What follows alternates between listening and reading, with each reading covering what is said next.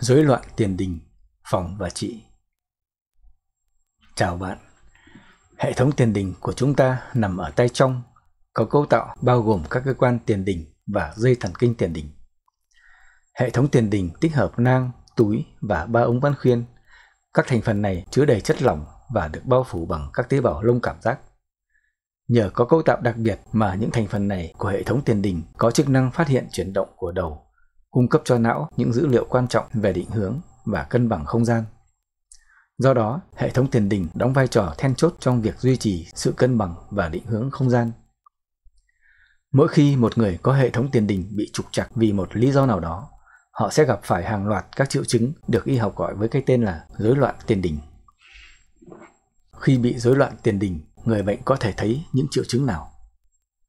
Mặc dù rối loạn tiền đình có thể bị gây nên bởi nhiều nguyên nhân rất khác nhau, nhưng nhìn chung các triệu chứng chính của rối loạn tiền đình thường là chóng mặt, choáng váng, mất thăng bằng, buồn nôn và khó tập trung.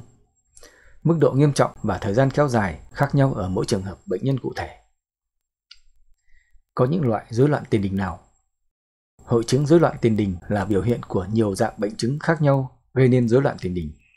Dưới đây là một số loại bệnh chứng thường gặp gây rối loạn tiền đình. 1. Chóng mặt tư thế kịch phát lành tính. Đây là căn bệnh được đặc trưng bởi những cơn chóng mặt thoáng qua do cử động đầu cụ thể gây ra. Nguyên nhân dẫn tới bệnh chóng mặt kịch phát lành tính là do vấn đề ở tay trong. Bệnh phát sinh từ các tinh thể dịch chuyển trong tay trong, làm gián đoạn dòng chảy của chất lỏng. 2. Bệnh Meniere. Bệnh Meniere là một rối loạn ở tay trong gây chóng mặt, buồn nôn, nghe kém tiếp nhận dao động và ù tai. Do có sự tích tụ dịch ở tay trong nên gây ra các cơn chóng mặt, giảm thính lực và ù tai. Mặc dù vẫn chưa xác định được nguyên nhân chính xác, nhưng các yếu tố di truyền và sự bất thường trong điều hòa chất lỏng có thể góp phần gây ra tình trạng này. 3. Viêm dây thần kinh tiền đình. Dây thần kinh tiền đình, dây thần kinh sọ thứ 8, bị viêm và sưng dẫn đến các triệu chứng rối loạn tiền đình. Trên thực tế, viêm dây thần kinh tiền đình có thể có nguyên nhân nhiễm virus và đương nhiên đi kèm với tình trạng suy giảm chức năng thần kinh. 4. Viêm mê đạo tai. Viêm mê đạo tai hay còn được gọi là viêm mê nhĩ thường xuất hiện ở người trưởng thành trong độ tuổi 30 đến 60 và phụ nữ có tỷ lệ mắc bệnh cao gấp đôi nam giới.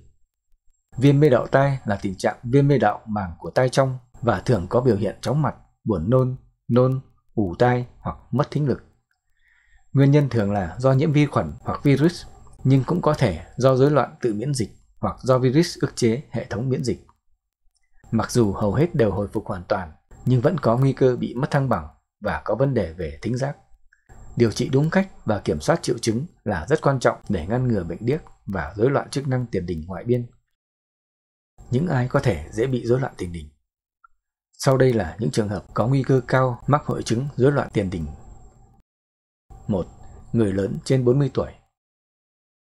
Nhiều loại rối loạn tiền đình, chẳng hạn như bệnh Meniere và viêm dây thần kinh tiền đình có xu hướng xảy ra thường xuyên hơn ở người lớn trên 40 tuổi. 2. Phụ nữ.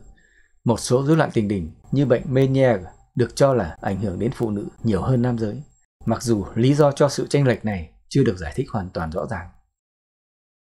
3. Những người có tiền sử chấn thương đầu. Những người từng bị chấn thương hoặc chấn thương ở đầu, chẳng hạn như chấn động hoặc gãy xương sọ, có nguy cơ cao mắc chứng rối loạn tiền đình do tổn thương tay trong hoặc dây thần kinh tiền đình. 4. Những người có tiền sử nhiễm trùng tay trong. Những người đã từng bị nhiễm trùng tay trong trước đó, đặc biệt là những bệnh do virus gây ra, có thể dễ bị rối loạn tiền đình hơn sau này. 5. Những người có tiền sử gia đình. Trong trường hợp yếu tố di truyền đóng vai trò, những người có tiền sử gia đình mắc chứng rối loạn tiền đình, chẳng hạn như bệnh Meniere, có thể có nguy cơ gặp phải tình trạng tương tự cao hơn. Rối loạn tiền đình được chẩn đoán như thế nào? Chẩn đoán chính xác là mấu chốt để quản lý hiệu quả. Các bác sĩ chăm sóc sức khỏe sử dụng các đánh giá về lịch sử y tế, kiểm tra thể chất và các xét nghiệm chuyên biệt như chụp động mạch điện tử hoặc chụp ảnh động học video để xác định chính xác rối loạn cụ thể. Rối loạn tiền đình được điều trị như thế nào? Sau đây là một số cách tiếp cận điều trị hội chứng rối loạn tiền đình phổ biến hiện nay. 1. Thuốc. Tùy từng trường hợp cụ thể mà bệnh nhân rối loạn tiền đình có thể được bác sĩ kê đơn các loại thuốc có tác dụng làm giảm triệu chứng rối loạn tiền đình. Các loại thuốc như meclizine hoặc beta-histine làm giảm tình trạng hoa mắt, chóng mặt. Các loại thuốc corticosteroid làm giảm tình trạng viêm, đặc biệt trong trường hợp viêm dây thần kinh tiền đình hoặc viêm mê đảo. Và các loại thuốc chống buồn nôn và nôn. 2. Can thiệp phẫu thuật. Can thiệp phẫu thuật là một giải pháp chỉ dành cho các trường hợp kháng trị với các phương pháp điều trị bảo tồn hoặc có liên quan đến các bất thường về cấu trúc. Các lựa chọn bao gồm giải nén túi nội dịch, cắt dây thần kinh tiền đình hoặc cắt bỏ mê cung. 3. Thủ tục tái định vị canalid. Tái định vị canalid là một thủ thuật có thể giúp làm giảm chứng chóng mặt kịch phát tư thế lành tính. Rối loạn tiền đình xảy ra khi các hạt sỏi nhỏ canalid, còn gọi là otoconia, ở một phần của tay trong bị vỡ và rơi vào các kênh của tay trong. Thủ thuật tái định vị canalid được thực hiện để di chuyển otoconia từ các ống bán khuyên chứa đầy chất lỏng của tay trong vào một khu vực mở giống một chiếc túi nhỏ, tức tiền đình. Khi đó, các hạt này sẽ không gây ra chóng mặt. Chúng có khả năng sẽ hỏa tan hoặc được hấp thụ lại bởi chất dịch trong tai. 4. Sửa đổi lối sống. Điều chỉnh chế độ ăn uống, kiểm soát căng thẳng và điều chỉnh hoạt động làm giảm các triệu chứng. Giảm lượng muối ăn vào, các kỹ thuật giảm căng thẳng và tránh các hoạt động kích thích giúp tăng cường kiểm soát triệu chứng. Và 5. Vật lý trị liệu, tập yoga. Vật lý trị liệu và yoga có tác dụng tạo điều kiện thích ứng và bù đắp rối loạn chức năng tiền đình thông qua các bài tập có mục tiêu cụ thể, chẳng hạn bài tập ổn định ánh nhìn. Những bài tập này nhằm mục đích cải thiện sự ổn định thị giác khi chuyển động đầu, giúp các bệnh nhân duy trì sự tập trung và giảm chóng mặt hoặc choáng váng. Ví dụ, có thể bao gồm thực hành các bài tập theo dõi trực quan hoặc thực hiện chuyển động đầu trong khi tập trung vào các vật thể đứng yên. Các bài tập rèn luyện thăng bằng. Các bài tập giữ thăng bằng tập trung vào việc cải thiện sự ổn định và giảm nguy cơ té ngã bằng cách tăng cường khả năng nhận biết và phối hợp. Các bài tập này có thể bao gồm nhiều hoạt động khác nhau và nhiều tư thế khác nhau như đứng bằng một chân, đi trên các bề mặt khác nhau hoặc sử dụng bảng thăng bằng hoặc bóng ổn định. Các bài tập tạo thói quen. Liệu pháp tạo thói quen bao gồm việc cho các bệnh nhân tiếp xúc với các chuyển động hoặc môi trường cụ thể gây ra các triệu chứng chóng mặt hoặc choáng váng bằng cách có kiểm soát và dần dần.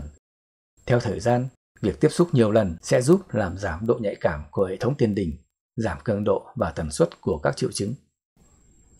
Và các bài tập điều hòa. Các bài tập điều hòa nhằm mục đích cải thiện thể lực và sức bền tổng thể. Điều này có thể góp phần mang lại kết quả chức năng tốt hơn và giảm tác động của các triệu chứng tiền đình đối với các hoạt động hàng ngày. Ví dụ, có thể bao gồm các bài tập tim mạch, rèn luyện sức mạnh và các bài tập linh hoạt. Tóm lại, rối loạn tiền đình là một thách thức lớn đối với những ai đang phải chịu đựng nó, bởi những khó khăn trong mọi tư thế và đặc biệt là trong các tình trạng chuyển động. Để phòng ngừa và điều trị có hiệu quả rối loạn tiền đình, ngoài việc thực hiện một lối sống tích cực và khoa học, bạn cần phải thực hiện các bước chẩn đoán sớm và có những phương pháp tiếp cận đa ngành liên quan đến bác sĩ tai mũi họng, bác sĩ thần kinh, nhà vật lý trị liệu và nhà thính học, vân vân. Chúc bạn sức khỏe. Cảm ơn bạn. Tạm biệt và hẹn gặp lại.